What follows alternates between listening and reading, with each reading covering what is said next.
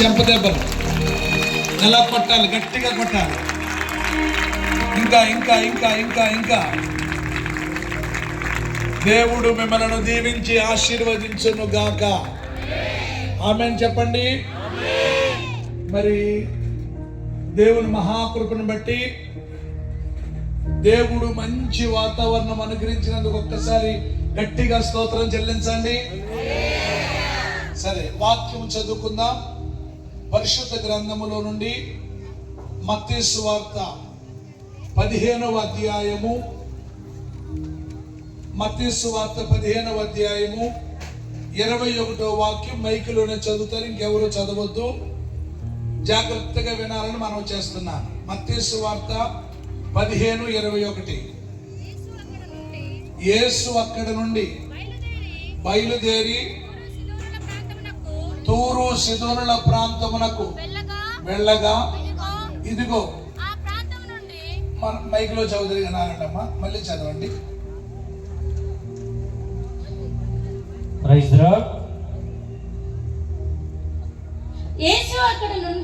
యేసు అక్కడ నుండి బయలుదేరి తూరు సిదోనుల ప్రాంతమునకు వెళ్ళగా ఇదిగో ఆ ప్రాంతముల నుండి కనాను స్త్రీ ఒకతే వచ్చి, ప్రభువా బాధపడుచున్నదని కేకలు వేసెను.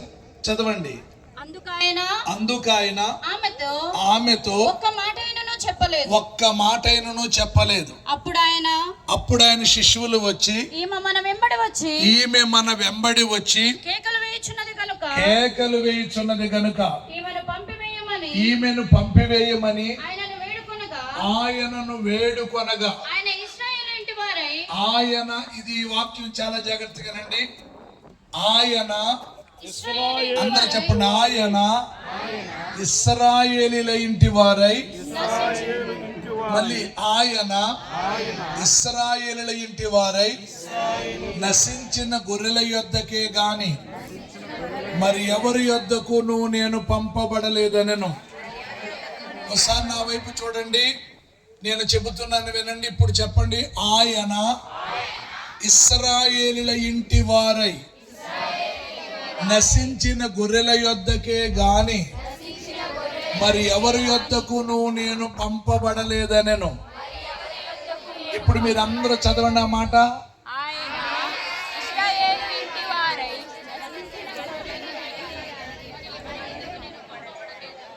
చాలు. ఈ వాక్యాన్ని మీరు చాలాసార్లు చదివి ఉంటారు.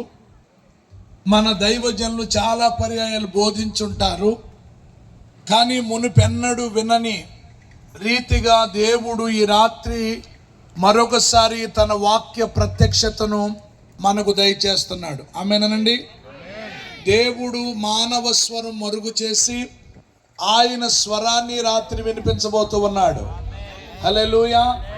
మన ప్రభువును ప్రాణప్రియుడైన యేసుక్రీస్తు వారి ఘనమైన నామములో మరి 3 దినాల మరి కృతజ్ఞత సువార్త కూడికలకు నన్ను ప్రేమతో ఆహ్వానించిన రూబేన్ మినిస్ట్రీస్ డైరెక్టర్ గారైన డేవిడ్ పాలయ్య గారికి, అలాగే రూబేన్ మినిస్ట్రీస్ మరి ప్రెసిడెంట్ గారైన యేసురత్నమయ్య గారికి నా హృదయపూర్వకమైన వందనాలు. అమ్మగారికి, అలాగే దైవ సేవకులందరికీ కూడా నా హృదయపూర్వకమైన వందనాలు.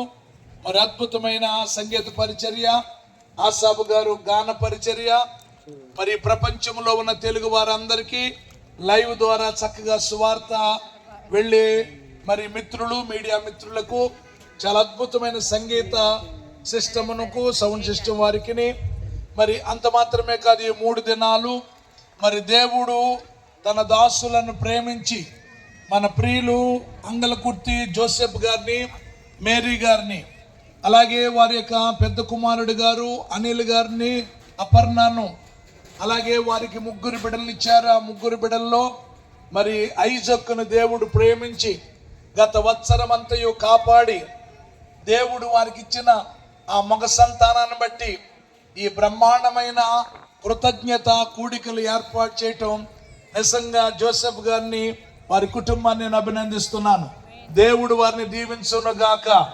అలాగే వారి యొక్క కుమార్తె స్వాతి గారు, రాజేష్ గారు వారి ఫ్యామిలీని బట్టి, అలాగే మహేంద్ర గారు, మౌనిక వారి యొక్క రెండవ కుమారుడు కుటుంబాన్ని బట్టి, అన్నదమ్ములు, అక్క చెల్లెలు, జోసెఫ్ గారి యొక్క కుటుంబ సభ్యులు, మరి ఈ గ్రామానికి నేను ఇది మొదటిసారి కాదు, ఎన్నో పర్యాయాలు దైవజనులు డేవిడ్ పాలయ్య గారు నన్ను ఆహ్వానించారు. మరి ఈ రోజు కూడా మీలాంటి భక్తులతో, పరిశుద్ధులతో మరి ఈ గ్రామంలో ఇంత ఘనమైన, ఇంత బలమైన, ఇంత విలువైన సభలు జరగటం అంటే అది మామూలు విషయం కాదు. నేను 36 సంవత్సరాల నుంచి సేవ చేస్తున్నాను. ఎంతో మంది దేవుని ద్వారా మరి నా ద్వారా దీవించబడిన వారు ఉన్నారు. ఒక్కరు కూడా మా సంఘములు ఇలాంటి సభలు నా కోసం పెట్టలేదండి. ఇంత ధనాన్ని హెచ్చించి ఇన్ని వందల మందికి భోజనం, ఇంత గ్రాండ్గా, ఇలాంటి ఒక వ్యక్తి కనుక మా సంఘములో ఉంటే నిజంగా నేను దేవుని బిడ్డలారా 20 అడుగులు లేచి గంతులు ఎత్తును. మరి డేవిడ్ పాలయ్య గారికి మంచి ఆత్మీయ బిడ్డలు ఇచ్చారు, యేసురత్నం గారికి. మరి జోసెఫ్ గారు ఒకసారి ఎక్కడున్న వస్తు బ్రదర్ నిలబడండి, మనము వారిని గట్టిగా చప్పట్లు కొట్టి అభినందించండి. మేరీ గారు ఎక్కడున్నారు, సిస్టర్ గారు. నిజంగా మరి ఎందుకంటే బైబిల్లో అందరూ తమ సొంత కార్యాలే చూసుకుంటున్నారు, యేసుక్రీస్తు కార్యం ఒక్కరు కూడా చూడలేదని ఉంది. ఇప్పుడు ఈ సభల ద్వారా ఒక ఆత్మ రక్షించబడితే ఆత్మ విలువ ఎంతో తెలుసండి. ఈ సభల కోసం వారు ఖర్చు పెట్టిన డబ్బుల కంటే ఆత్మ విలువ ఎక్కువ. స్తోత్రం చెప్పండి గట్టిగా, హల్లెలూయా చెప్పండి గట్టిగా. కనుక వీరు ఎన్ని లక్షలు ఖర్చు పెట్టారో నాకు తెలియదు, కానీ దేవుడు అనేక రెట్లు ఆశీర్వాదాలు దేవుడు వారికి ఇవ్వబోతున్నాడు. ఆమెను చెప్పండి గట్టిగా.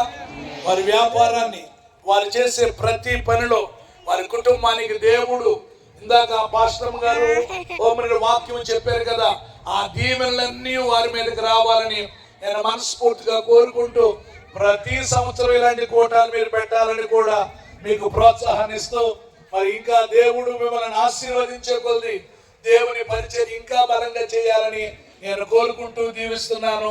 దేవుని కృప మీకు తోడై ఉండును గాక. హల్లెలూయా. ఇలాంటి ఒక వ్యక్తి కనుక ఒక పాస్టర్ గారికి ఉంటే, ఒక్కో పాస్టర్ గారికి ఉంటే సేవకుడికి ఎంతో ఆనందం. యేసురత్నయ్య గారు అదృష్టవంతులు, మరి డేవిడ్ పాలయ్య గారు అదృష్టవంతులు. మరి ఇలాంటి ఏటీఎంలు దేవుడు మాకు కూడా ఇచ్చేలా ప్రార్థన చేయడం గారు. స్తోత్రం చెప్పండి సార్ గట్టిగా. హల్లెలూయా. చాలా సంతోషం. Thanks, God bless you. మరి భోజనశాల కాడ ఉన్న వాళ్ళు ఎవరూ కూడా అక్కడ అవసరం లేని వాళ్ళు అందరూ ఇక్కడికి వచ్చేయండి. ఆ బ్రదర్స్ ఎవరు మంచినీళ్ళు ఇంకెవద్దు, టిన్నులు లోపల పెట్టేయండి.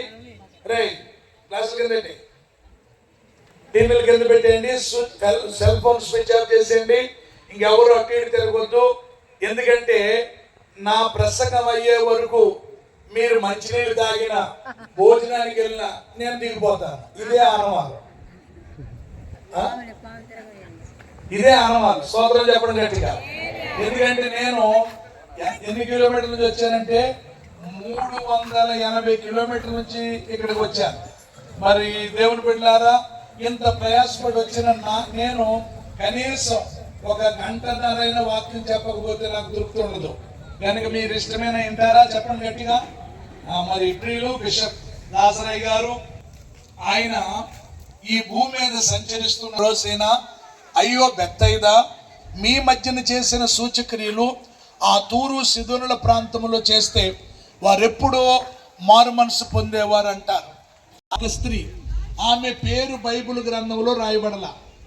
పేరు లేని స్త్రీ, బైబిల్ గ్రంథంలో పేరు లేని స్త్రీలు చాలా మంది ఉన్నారు. పేరు లేని స్త్రీలు చాలా మంది ఉన్నారు. మీరు ఎవరైనా చెప్తారు ఒక్క పేరు? పేరు లేని స్త్రీలు అమ్మా, షూనేమిరాలు చాలా చక్కగా చెప్పారు. షూనేమిరాలు అని ఎలీషా గారికి ఆతిథ్యం ఇచ్చింది. ఆమె పేరు పిల్లలు షూనేమిరాలు కాదు, ఆమె ఊరి పేరు షునేమి పట్టణం. షునేమి పట్టణం కాబట్టి ఆమెను ఏమన్నారండి? షూనేమిరాలు అన్నారు. ఇంకా చెప్పండి. సారేపతు ఇన్నారా, గ్రామంలో పేదరాలు. సారేపతు అనేది ఒక ఊరి పేరు.